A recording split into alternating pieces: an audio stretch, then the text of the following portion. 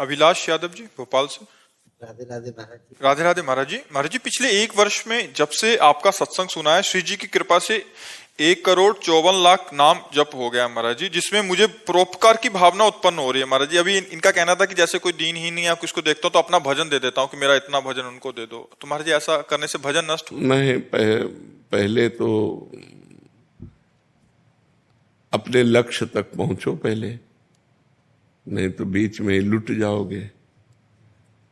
भगवत प्राप्ति जब तक ना हो, अब तुम्हारे को प्रक्रिया बदलनी चाहिए।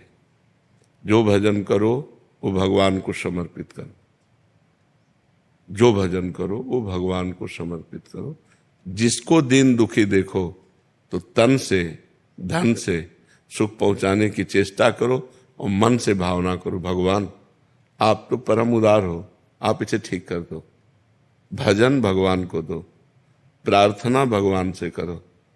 शरीर से और धन से अगर सेवा बनती है तो वो सेवा कर दो, भजन भगवान को दो भगवत प्राप्ति के लिए।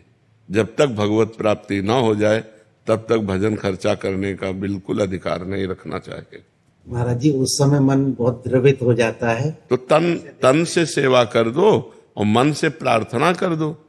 आपका भजन तो थोड़ा है ना, और भगवान अपार करुणा सिंधु है, तो हम प्रार्थना करते हैं कि भगवान इसके कर्म को आप नष्ट कर दो, इसको सुख प्रदान करो।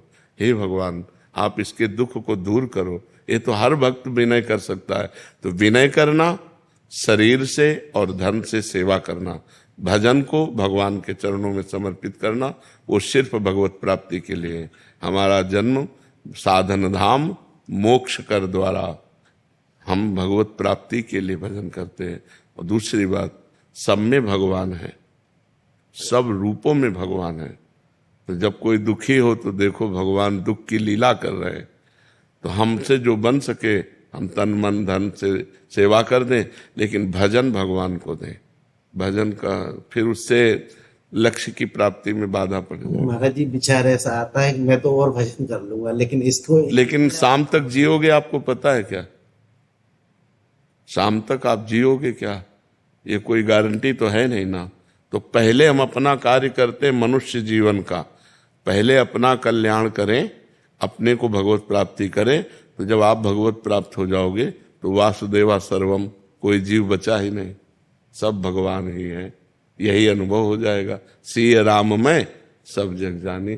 तो नाटक मंच पर दुख सुख का नाटक कर रहा है, वस्तुतः वो परमात्मा है, ऐसा ज्ञान हो गया तो ये वृत्ति भी चली जाएगी। समझ रहे ना? असलियत में, परमार्थ में पहले तुम चढ़ो, तुम अध्यात्म को प्राप्त हो। तो जब तुम्हारा चश्मा बदलेगा तो सर्वम खलमिदम ब्रह्म, सब ब्रह्म विराजमान है। तो दुख सुख का कोई खेले नहीं है। माया में दुख सुख है।